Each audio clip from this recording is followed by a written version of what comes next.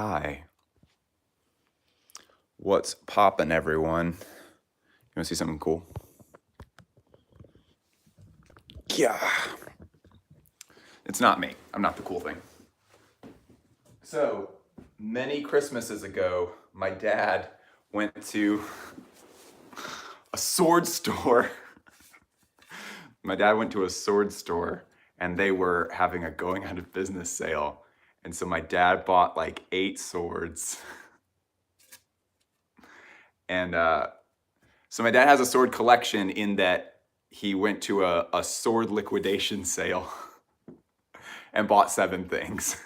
And that was like 10 years ago, and there have been no swords since then. And they have remained under the couch of my parents' bedroom for 10 years. And there's like a bunch here. Like, ugh. Man, y'all didn't realize you were signing up for a sword tour. Hang on. Oh, fuck. This stuff might be too... Okay, here we go. What's in here?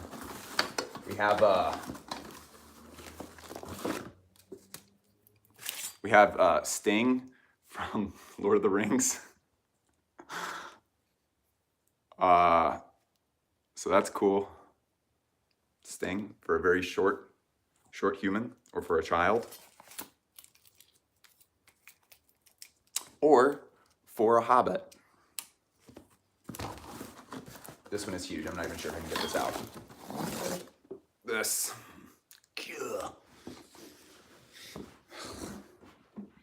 Like, it's gargantuan. How big that damn sword is. Sword goes crazy. All right. We're not going to do like a full sword tour. That would be a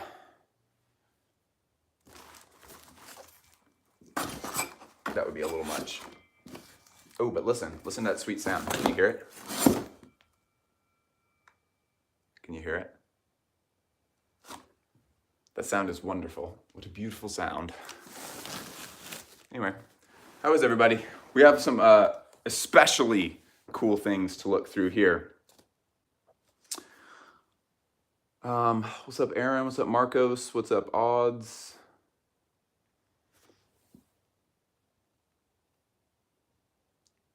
What's up, Dim? Lucas? The library? Maria? Hello. I'm gonna pop out the chat so it's a little bit bigger. There we go.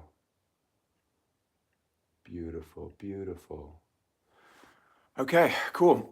So we have some pretty outstanding stuff to look at today. I am quite pleased. Wow. So you must choose. You must choose. All right, so O32C, obviously. This is the Larry Legaspi book from Rick Owens.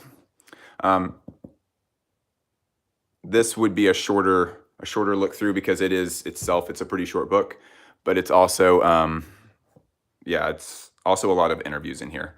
And then this is reedition, may not be recognizable to many people, but this is a magazine that's directed by Lada Vakata, who is the stylist that kind of helped Dimna Vasalia get like huge.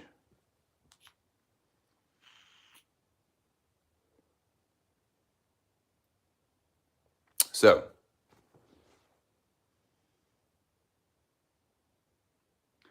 dang, Aaron said O32C is kind of Berlin trash. Wow. Explain, Aaron. All of the Americans think that O32C is like the cool guy magazine. Damn, and then Jax is calling me out on my voice crack. I'm 31, going through puberty, and as if that isn't enough, Jax feels like he has to make fun of me. That's cool.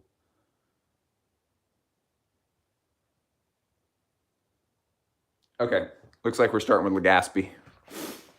Larry, looks like we're starting with Larry.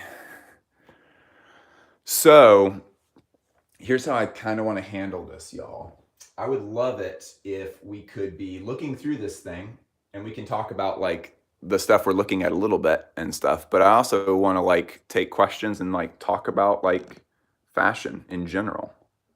So we're kind of using this as like a way of not being bored, but I definitely want to talk about like fashion at large. So like,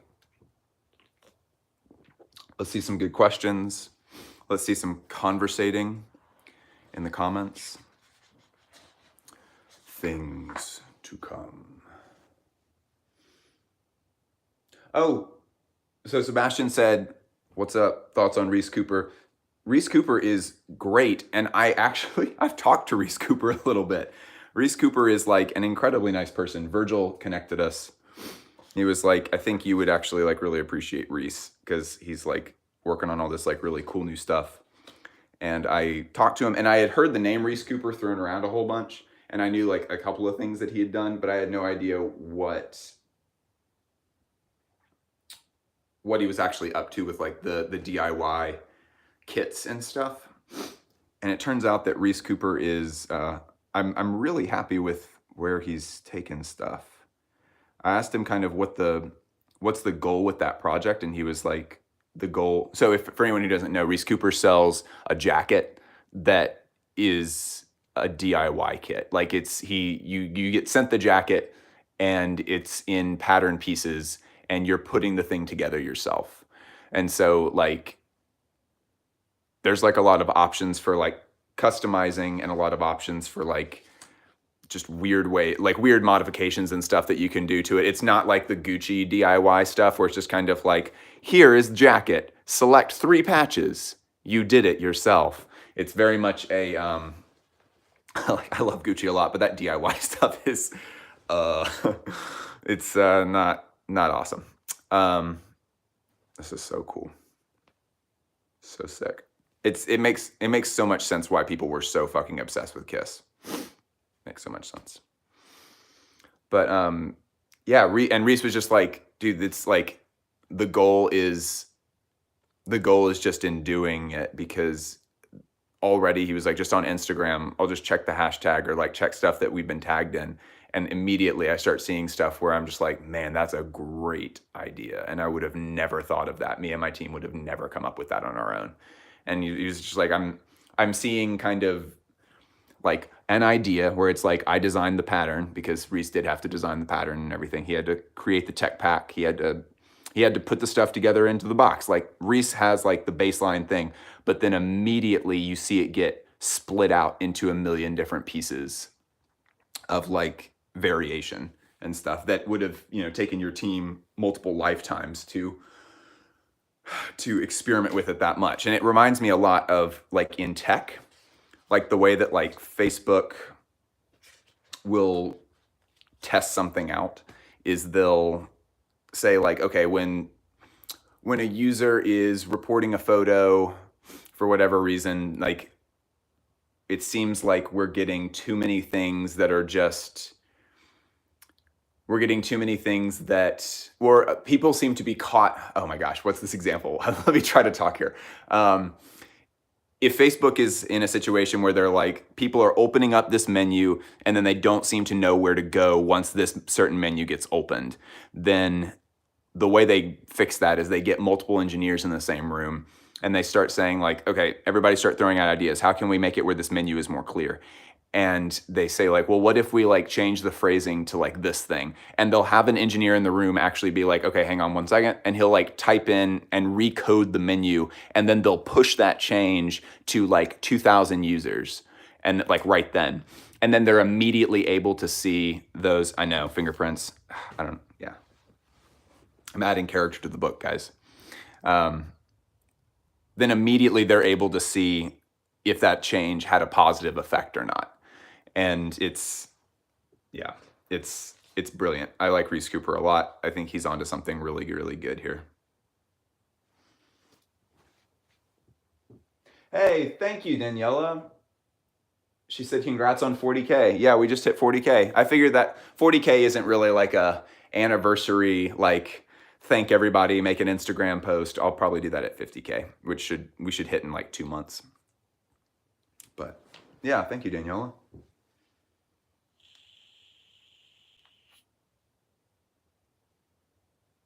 Thoughts on Matthew Williams at Givenchy? Here's the deal, y'all. We really can't make a call on how a designer is doing at a new house for, in my opinion, you got to wait 4 shows in before you can start kind of looking back and saying, like, now we can see a little bit more of the scope of kind of what's going on here and what they're doing. Because they got to kind of figure out where they are in place with everything. I've said this a million times. People who are on all the live streams are probably sick of hearing me say this, but Alessandro Michele at Gucci, like, his first show when he was first in charge was weak almost. Like, it was good for what it was considering the time constraints, because their former creative director got kicked out, and they had to take over, and it's like they had like 48 hours or something to create the new show. And so, like, the first one was very restrained, but even the second show and the third show were just okay. They weren't like just groundbreaking, incredible, crazy shows the way that he does them now. And so you have to give them a little bit of time to kind of warm up to the place and to kind of figure out what they're doing. And yeah, like, the business side of Givenchy, they want to go back to being in charge of everything. They want to go back to being like the #1 luxury brand, like when Ricardo was there. And so, yeah, they are like pumping a shit ton of money into making the Jenners wear it, and to, getting Travis Scott to wear it and stuff. And the image that started everything. Oh my damn. Anybody recognize those? So cool. So fucking cool.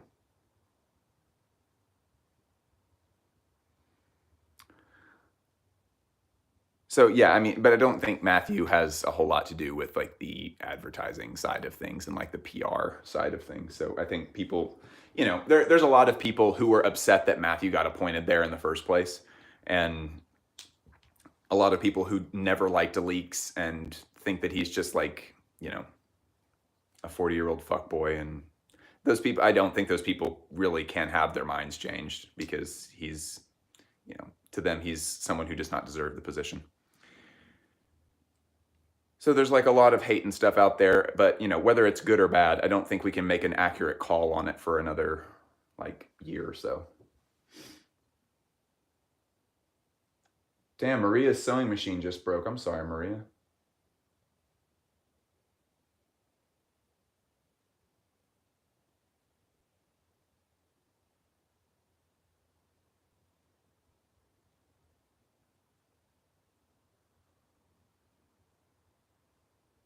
Oh, Luke said, fat coincidence that you are covering this as I want it. Yeah, I mean, Luke, this is, the Legaspi book is really not that pricey. I think it's like $35, which for a fashion book, that's pretty cheap.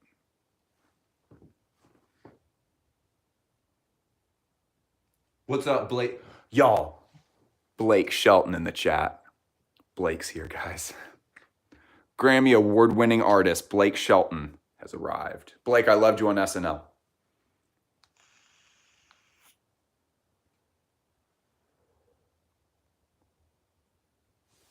Okay, let's see what else.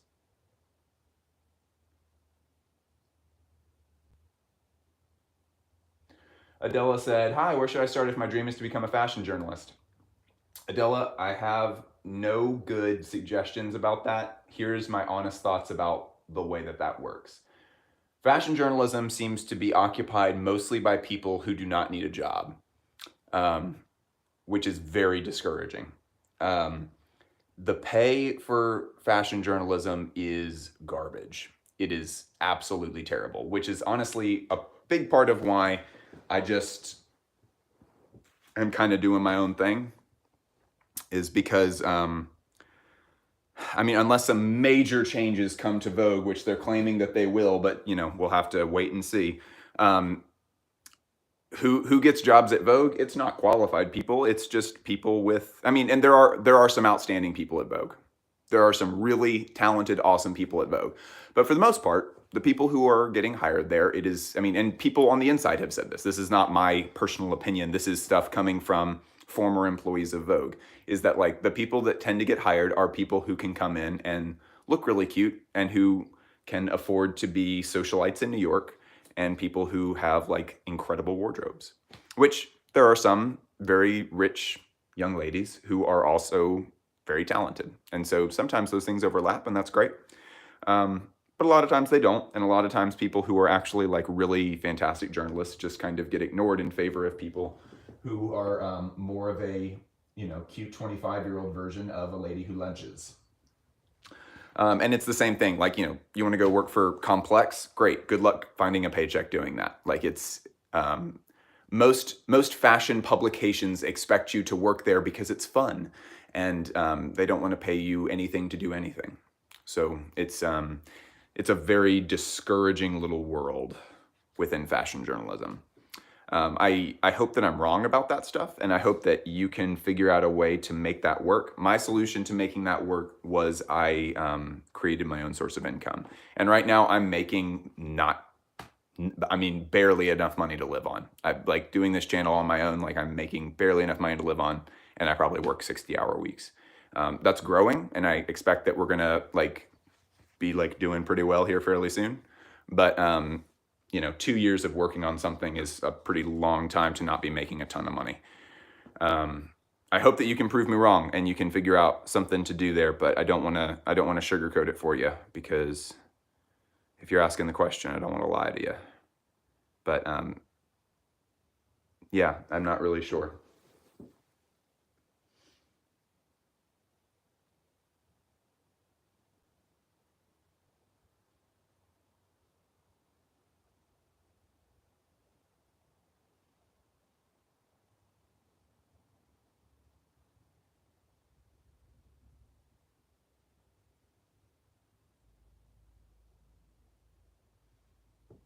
Thank you, Oliver. I love my nails right now. So I got the actual the thing done. It's not like silver nail polish, it's a chrome treatment. Yeah, Luke's long pause. I was reading all the comments to see what I was missing. But I got a chrome treatment done to my nails, and I love it. Okay, Adela said, thank you so much. It was really helpful. I wish you good luck with everything. You're such an inspiration. Thank you so much, Adela. That's really sweet. But yeah, chrome treatment. I don't know if I would get this done again because it's kind of pricey and I wouldn't be able to do it very often. But, well, I don't know. Probably it's not super pricey if anybody out there actually does nails. But this was $50 and it was a really fun thing to do. But I'm really picky about my nails. So, because I know there's some nail treatments out there that are twice that easy.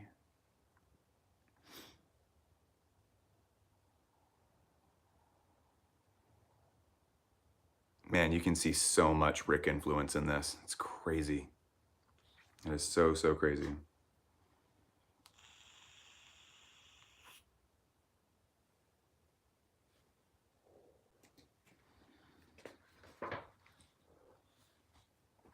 Legaspi. Yeah, Afrofuturism, some of the best aesthetic things possible with the Funkadelics and stuff. Man, that shit is so hard. I wanted, when I collected vinyl and stuff, I wanted to get into the Funkadelics so bad, and I had this weird thing where if I knew there was an artist that I wanted to get into, I would wait and never listen to their stuff until I could get it on vinyl, and then I would listen to it for the first time on vinyl. And there were a couple artists that worked out incredible for, FKA Twigs. When her LP2 came out, I was I saw the album cover and I was okay, so I have to own that because that is a incredible piece of art, and I am not going to listen to any of the music until I actually get it. And then once I had actually copped it, I put it on and laid down in my living room and just turned my system up really loud and listened all the way through the album in the dark, and it was perfect. It was so nice. But yeah, the Funkadelics were another one that I really wanted to do that with, and I just never got the opportunity because the the vinyl for the Funkadelics is so expensive. It's like it was way more than I was willing to pay for a single record. It was like 45, sometimes some of them were like 55, $60. And I was like, anybody got like a kind of ratty one they want to sell me? Man, this stuff is so cool.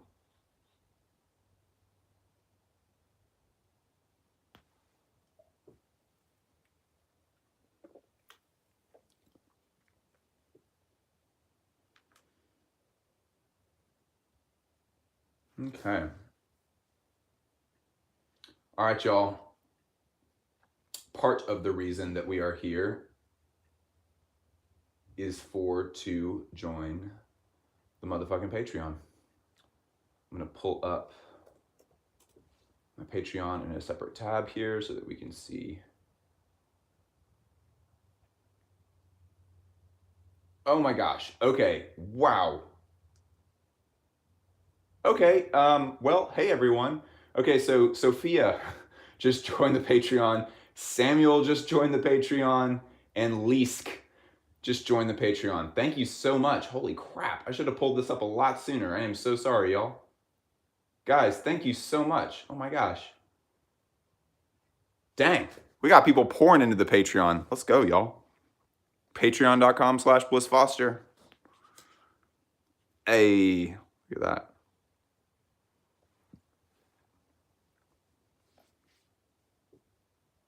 What's up, Agis?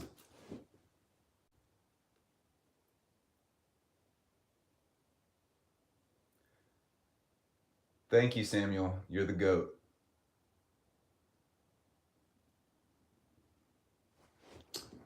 Right now, Nina, we're looking at the Legaspi Rick Owens book. It's the book that he put together to celebrate the work of Larry Legaspi, who was kind of the creative director for Kiss. And for young little Rick Owens, that was like kind of his the war cry of freedom for his like kind of conservative household that he grew up in. What else in fashion do y'all want to talk about?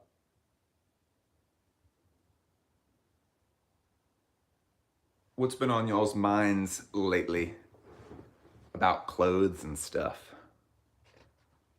Also, look, someone in a Rick Owens book smiling? What's going on? It's almost as if the Rick Owens brand is not about doom and gloom. Crazy. The amount of oversimplification of the Rick Owens brand is hilarious to me. It's just like the most like surface level reading of that stuff is like, oh yeah, it's like very like Prince of Darkness and like death metal stuff. And it's like not really at all. Not even like some of it, I don't think. I think it's just, man, talk about a strong fucking aesthetic.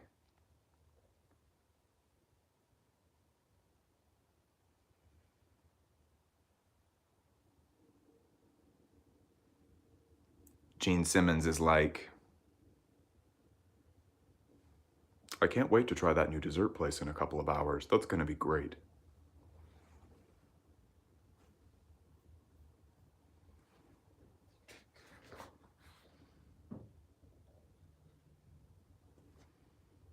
Man, so cool.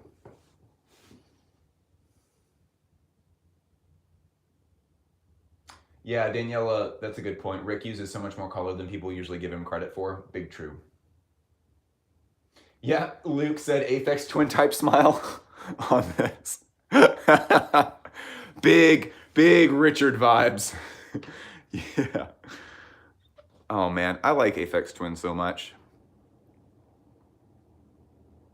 It's not music that like one can just sort of like take in all the time. It's very confusing to me when people just listen to Aphex Twin in the background. Like maybe if you're listening to like ambient works or something, maybe that in the background, but really even that stuff is kind of too calm for me. That's more for like purposeful, like meditative, reflective time.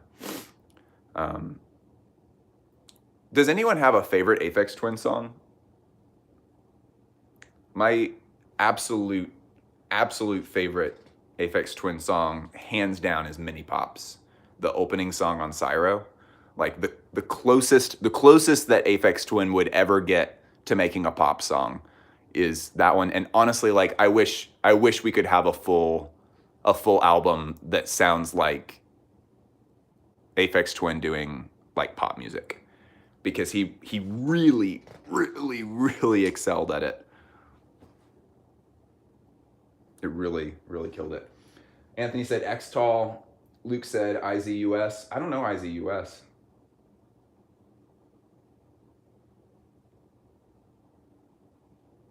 I don't know that one off rip. John said, I feel like Rick makes the only clothes that look more animated on a rail than on a body. Extremely difficult thing to do. Wow, that's a great point, John. Or Jacob. John said that. John, that's a great point. Yeah, things that look really good on a hanger. There's a really funny story about Jeremy Scott where they were telling him at his own brand or at Moschino. One time I said Moschino in a Moschino store, and the employee there, it was like this Italian dude, he looked at me, he was like, Moschino. Moschino. Is Moschino. I was like, okay, sorry, my bad. I was like, I actually knew that. I'm not even sure why. I just kind of misspoke. And he was like, Si, it's Moschino. I was like, okay, mamma mia, okay, my bad. He was like so like, he was like a pissed principal about it. It's like, and no.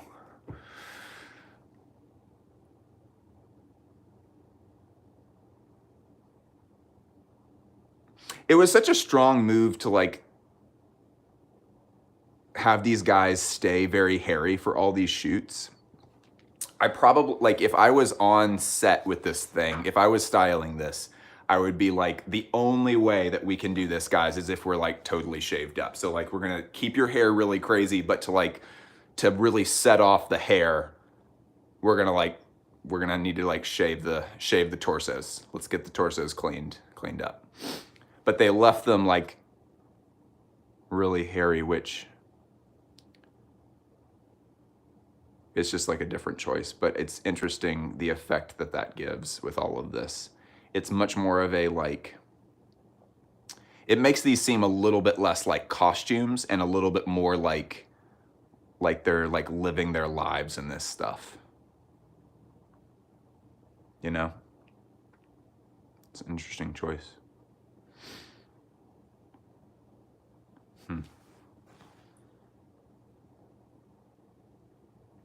Yeah, Agus made a good point. It might have also been a choice that the band made. Yeah, there really might have been some stuff where these guys were just kind of like, I'm not shaving. You go fuck yourself. I'm not doing that.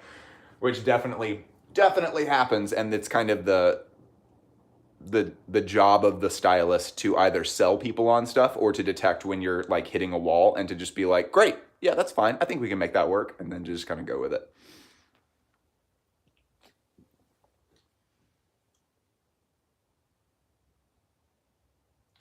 Steven said no way that Gene would have ever shaved his chest. He went jogging on the beach in leather pants. Yeah, okay. So Gene kind of had his mind made up about stuff. That's good to know. I know very little about Kiss, personally.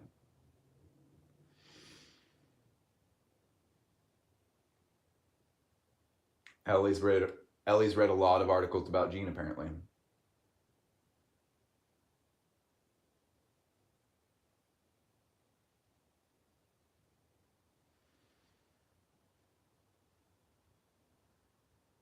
Oh, Luke, was that you that reached out to me about the LVH, the Iris Van Herpen, or IVH, about the Iris Van Herpen presentation thing where you wanted show notes and stuff?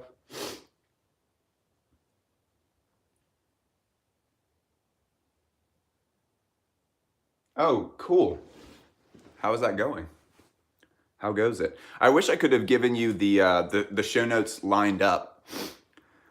Luke reached out to me to ask about Iris Van Herpen show notes, which for anybody who doesn't know, Iris keeps all of her show notes on her website, which is incredible. She has a general artist statement, and then, Parliament, that's the other one, not the Funkadelics. Funkadelics was another like Afrofuturism band, but Parliament is the one that really has like the insane visuals. Crazy, crazy stuff. This is, honestly, this is kind of a conservative looking Parliament image. This is very down to earth for them. This is like hanging out with family on a Sunday kind of outfit. Oh my gosh, so cool.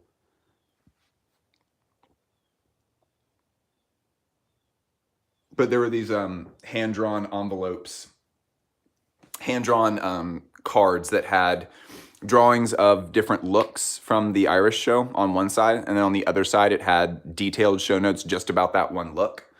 And Luke needed them for a presentation for school. And I wish I could have given them to you matched up, Luke. I don't even know what happened to my copies of where I had like actually like lined them up. Let's turn the page in case anybody's at work or anything.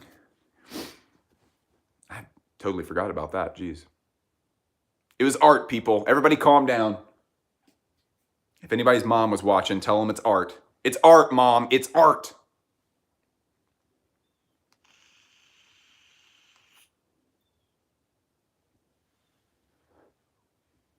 That would be so funny if someone's mom actually was watching and they like kind of freaked out a little bit just then. Just like, Andrew, do you have the camera turned on? Can they see me right now? I don't like this. Who is this, Andrew? I don't like this. Oh my gosh, so many. My parents were actually quite cool. Like while I was growing up, my parents didn't get like overly freaked out and stuff about really anything. I don't think my parents really lost their shit about much. But because my dad is like very like artistically inclined and stuff, and my mom just is like, I don't have the energy to like nitpick everything you're doing. Like if we notice that like something is really changing about like your character or something, we'll bring that up as a concern. But like there's no reason for me to like nitpick like every TV show you're watching and like every like music video you put on, which I thought was very cool, kind of the right way to do it. But oh my gracious, I had friends, because I grew up in the American South, and so like there's plenty of extremely conservative people here, and I would go over to friends' houses and like we would just be like playing video games or something, and like the entire time there was just this ongoing dialogue in the background of like their mom saying that they just didn't like things. It was like, geez, how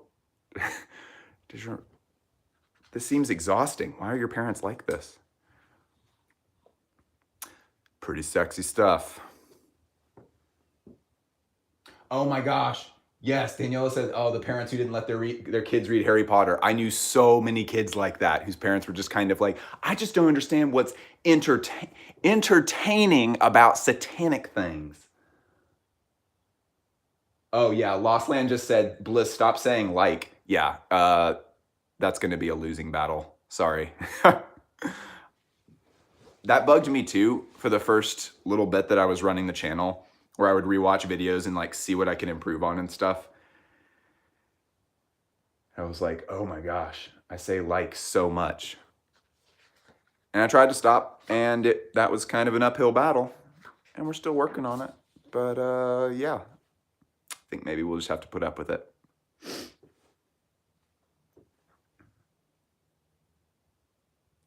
Oh man, so true, Marcos. A lot of kids weren't allowed to watch SpongeBob. I knew kids that couldn't watch Pokemon because it was satanic.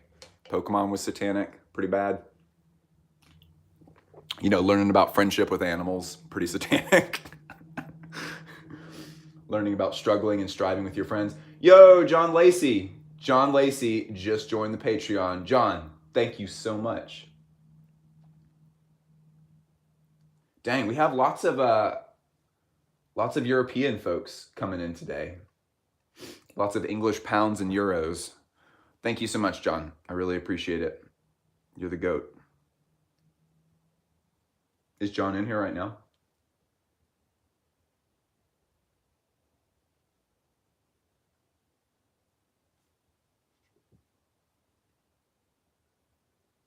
Oh, was there a Pokemon episode that caused epilepsy, Yannick? Hey, John's in here. John, thank you so much, seriously. Y'all need to be like your cool older brother, John. Join the motherfucking Patreon. Patreon.com/BlissFoster. What Pokemon episode? Okay, I'm going to look this up real quick. Pokemon episode causing epilepsy?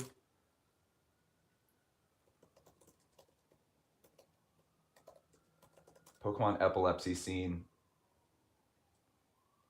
Oh, it involves Porygon.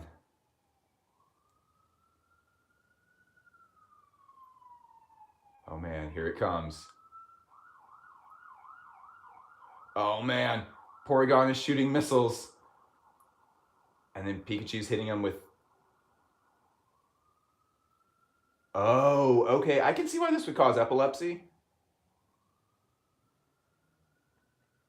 Kinda? I don't know. I guess I don't have epilepsy, so I'm not really sure. But damn, that really caused epilepsy.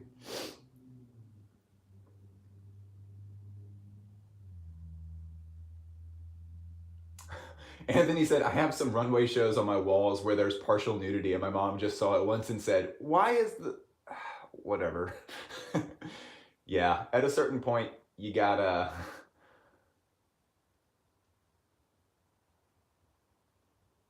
At a certain point, you just gotta kind of choose the battles.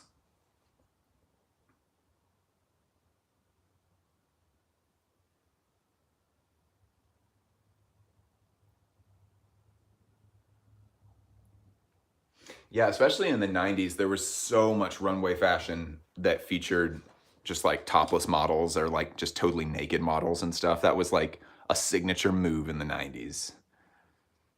Kind of like in the 2000s with theater, where it's just kind of like, wow, what if we had like a naked dude? Like just everybody was like sort of independently had the idea in dozens of different theaters of like, what if there was a naked guy on stage?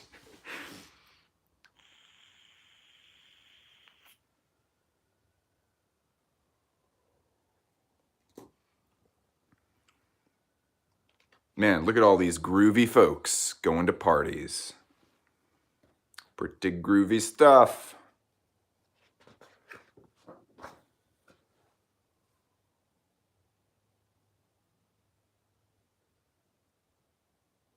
What is this thing called love? All right, my parents are back. I'm gonna close the door to this room real quick.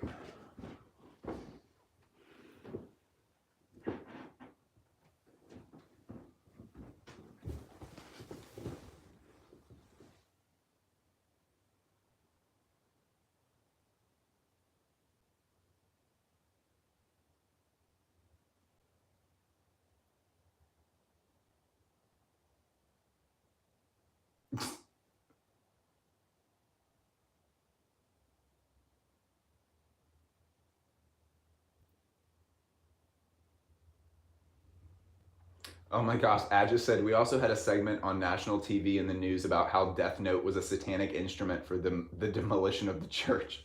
Wow.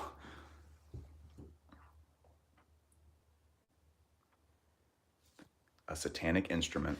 Man, there is no better way to like really prop something up than to like get on national television and talk about how it is evil and trying to like do this like crazy. Because I mean, even as long as you're not like an 8-year-old who has like zero like agency to acquire things on their own, like you're pretty much just like ordering all teenagers and most people in their 20s to like go and watch this thing.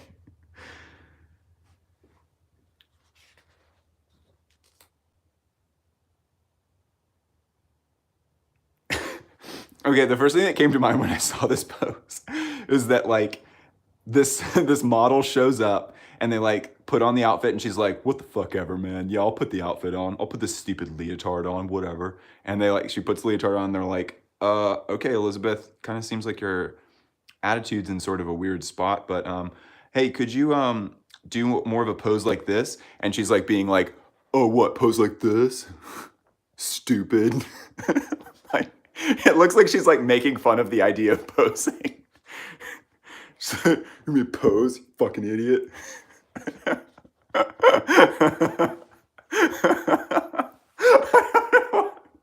It's like killing me. Fashion is dumb. I'm gonna be an accountant like my dad. That's cool.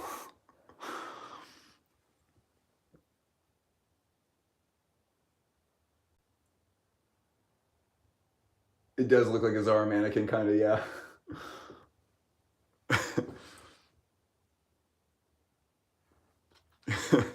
And they're like, you know what? We really love Elizabeth a lot and we care about her. I think maybe there's some stuff going on at home. I think maybe just for future shoots, we might need to leave her off for a little bit, just until, I don't know. Let's Skype with Elizabeth later and see if just everything's okay. I'm worried about Elizabeth. I really like photography like this because whenever I'm out in public, this tends to be, so I have mad ADHD. I have big old ADHD. And whenever I'm like staring off into space, if I'm out in public, really even if I'm at home or whatever, this vision is kind of what's holding my attention so hard. Is like the big pieces that hold things together. And I'm not looking at any of them in particular. I'm more kind of, oftentimes I'm literally blurring my vision like this and just looking at the shapes as a unison. Because I understand nothing about engineering. I understand nothing about the way that the world is actually like put together, or the artificial world is put together. And so like this stuff, this kind of vision here has so much magic in it to me. I really, really like stuff like this. And I like it when I see photography of this because it kind of makes me feel like I'm not the only one who's staring at these things in kind of an obsessive way.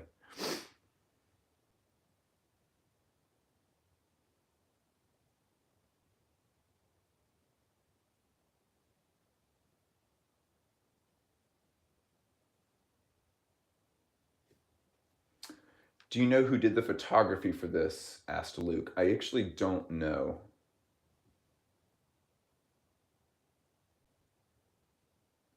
Thank you, Bounce Back. I appreciate that. Bounce Back likes my nails. Appreciate it. Okay, so look, hang on. So let's answer this question. This is the still from Things to Come in 1936, directed by William Cameron Menzies, produced by Alexander Korda, starring Raymond Massey, based on The Shape of Things to Come, written by H.G. Wells. So this is from a sci-fi movie based on an H.G. Wells book, which H.G. Wells is, in the novel world, he's the great-grandfather of science fiction. If Isaac Asimov is the father of science fiction, H.G. Wells is the granddaddy of science fiction. He wrote The Time Machine. Wells sort of founded the genre.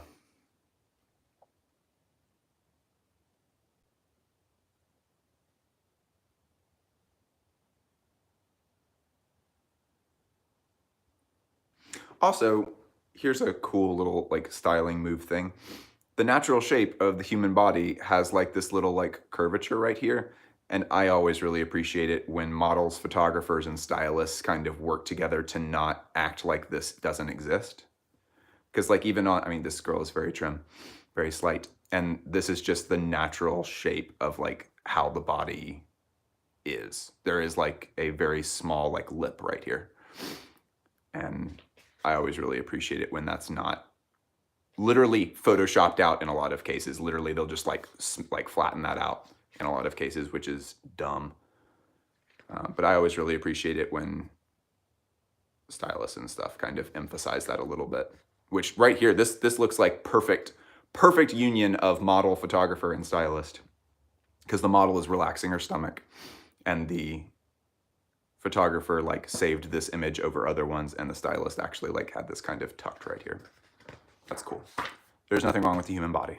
Human body is fine just the way it is. Wow, that looks like it could just like literally be a Rick Owens piece right there.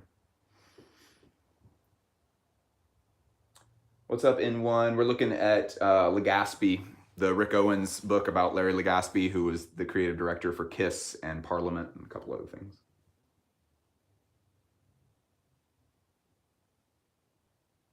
Yeah, I just made a good point. I find the pacing of this book is really nice.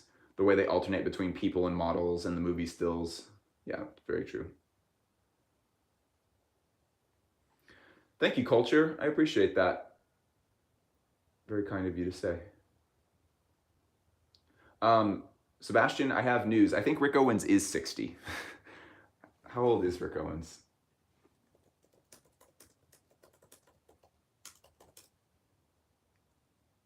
Rick Owens is 58 years old.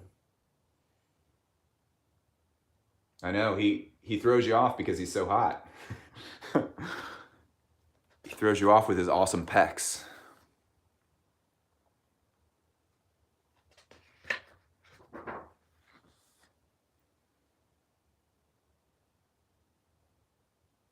Rick Owens by Montclair, or Montclair by Rick Owens.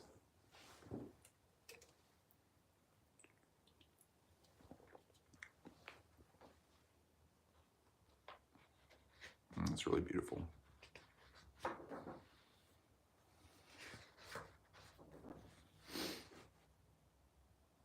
Aw.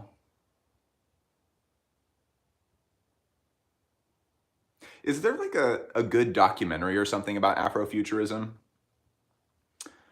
Or like an art book or something? I kind of, in the history of like pop culture aesthetics, Afrofuturism might be one of the strongest aesthetics, period. Also, speaking of Afrofuturism, not that they're like directly connected, but like Afropunk, the music festival, everyone always talks about how like, oh, Coachella is like the Olympics of outfits and stuff. Incorrect. The Olympics of outfits is Afropunk Fest in New York. That is the strongest concentration of incredible outfits per square foot than anywhere else in the world.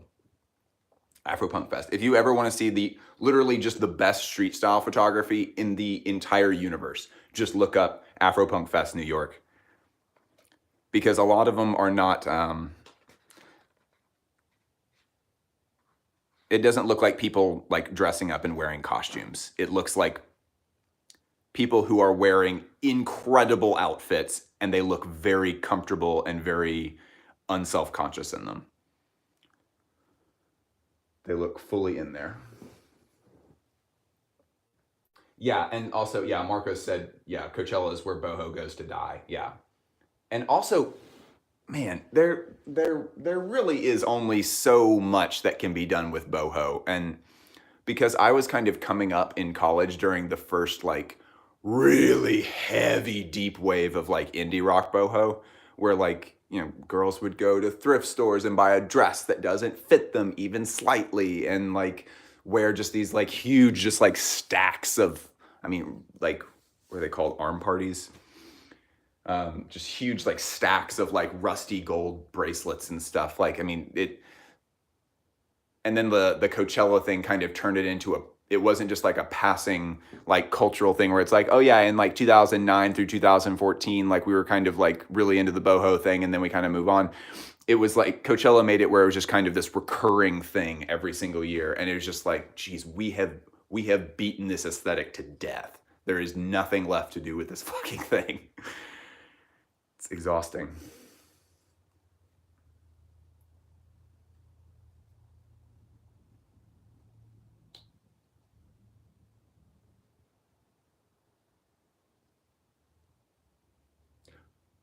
Kreppel says that Rick Owens looks like a 30-year-old guy. I strongly disagree with that. Rick Owens does not look like a 30-year-old dude. I'm a 31-year-old dude. Oh no, do I look older than Rick Owens? Oh fuck.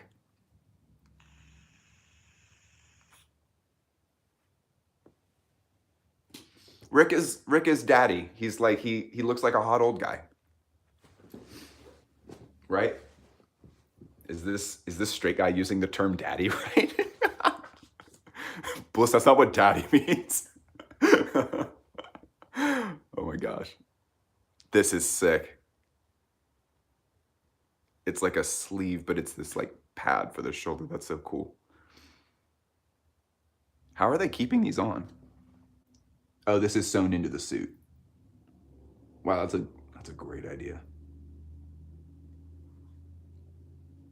Wow, look at her eyes. They really got some very keen focus in her eyes. It's beautiful.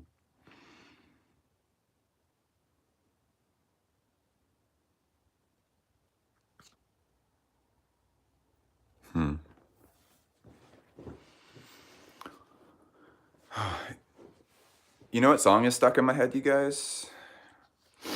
I break mirrors with my face in the United States. Fucking love that song.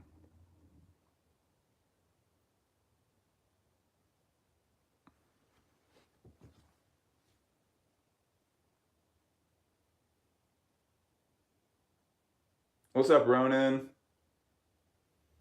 What do you mean, Daniela? Daniela asked, what's your outfit of the day? What? I don't understand.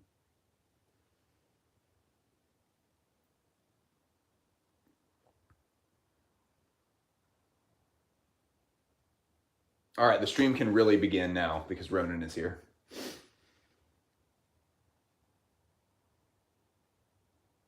Oh, okay, you just meant what am I wearing? So I have on these like jeans that were made for me by my boy at Knock Twice Toronto, who does a lot of really cool experiments with dye techniques for denim. And yeah, a couple of years of experimentation led to these really pretty excellent finish on these. Very ghostly finish on these. I love these jeans, and also they fit me better than any other jeans that I own.